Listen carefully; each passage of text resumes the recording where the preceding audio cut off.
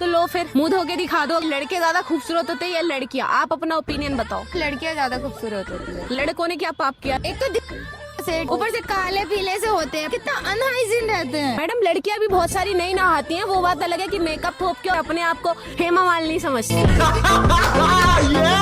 लड़की आप भी हो, आपने भी मेकअप करा है। हाँ मैंने किया है, लेकिन मैं एक्सेप्ट करती हूँ। हाँ मैं मेकअप करके अच्छी लग रही हूँ, मैं झूठ नहीं बोलती। हम जैसी लड़कियां ही ना मेकअप करके बाहर को निकल जाए, वही लड़के ना आगे पीछे डोलते नजर आते हैं। शक्ल देखी थी आईने में? देखी थी। ला भाई देना।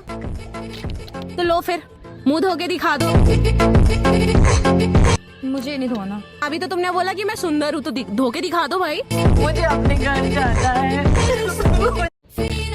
तो लो फिर मुंह धो के दिखा। বেটি লই আইছে টেকা আছে টেকা টেকা ইচা পীর না মুচা পীর সবচেয়ে বড় পয়সা পীর চাইও আবার হ্যান্ডেল ব্যান্ডেল সারা দেখা হয়ে গেছে টেকার বাহাদুরি করিয়া হুজাই আর দুরু বাজিয়ে 83 বয়স আর সাবাল হুড়িয়া নিলিছে বাড়ি গড় দিয়া এখন খালি বেরেল ফেলাই কথা